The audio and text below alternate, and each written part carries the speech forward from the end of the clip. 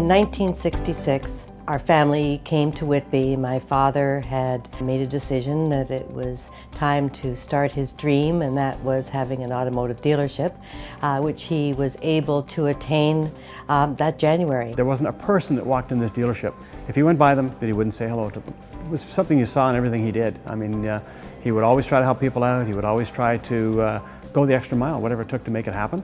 And I think they've been an integral part of Whitby. He would be happiest when he was driving the old parts truck out back. The other managers would get mad at him because they thought, hey, he owns this place. You know, you got to look the part a little bit. But he didn't care.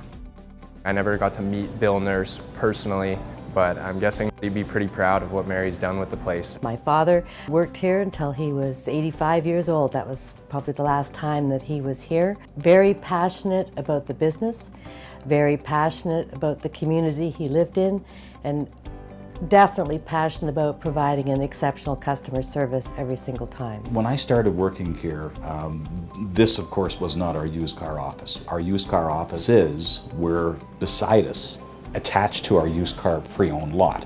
And it was a Red Barn restaurant. Back in the late 60s, I think the demise of the Red Barn was around early 70s. I spent 20 years working out of that barn.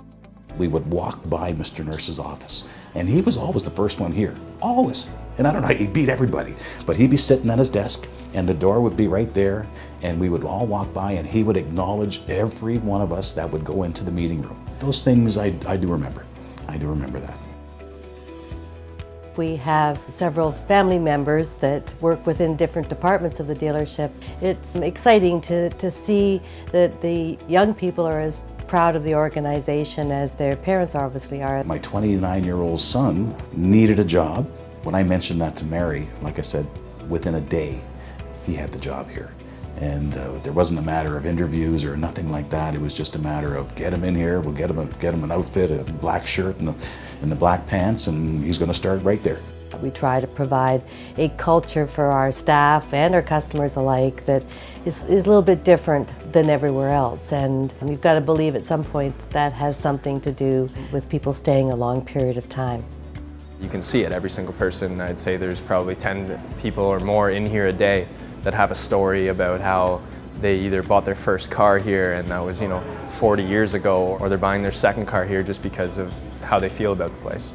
A lot of the people who are older today are now grandparents, and what is neat is to have been selling that person from an early period, and now their kids, and now their kids are buying cars from him. You have to work hard at earning the trust and respect of the customers that come generation after generation.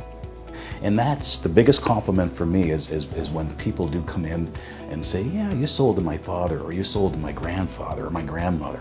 There's a picture just outside my office that shows the dealership, but you can see the size of it. In order to grow a business, you have to try to keep up with the times and be able to provide a facility that can service the community. If you wanted a phone in your car, 30 years ago, you had an actual corded phone that was probably costing you $5 a phone call every time that you picked it up, and you'd be lucky that if you could make a call off of it. Now, you get into the car, your phone automatically connects, you hit a button, tell the car what to do, who you want to call, use their names, the car reads your voice and makes the phone call, right? So the technology is leaps and bounds past what it used to be. When I started working here 31 years ago, there were about 65 total people in the whole dealership. Now there's over 170.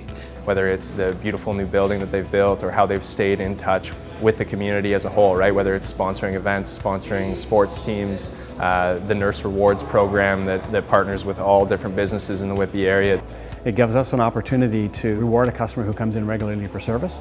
So when they're making their service visits, they're actually getting points just for coming in, even if you're coming in for your 2 years of free oil changes. My dad had a vision, and it's proved correct, that this whole area would grow tremendously over the years. It probably didn't happen as fast as he had expected. It sure started to develop, but when you look at it today, it's exactly where I know he expected it to be. It's interesting to see that Bill started the dealership, and I can remember when he brought Mary into the business. She was originally in the school system. My sister owned Motor City Saturn and Saturn of Peterborough. Her husband now also has a dealership, and my daughter joined us here 3 years ago. I'm second generation, as my sister was. We're hoping my daughter Barb will be third generation. Over the years, she learned a lot, and now we're doing the same thing with Barb. It's kind of nice to see that succession. This is the only place that I've been selling cars. And it's the only place I think that I ever want to be. It actually is really nice to be part of something that is kind of a family business, you know, like something that goes back over 50 years. It's these people that come here day in and day out and share their knowledge, enthusiasm, and excitement with our customers. It's not really about me, it's about them, the frontline people. They are the face of Nurse Chevrolet Cadillac.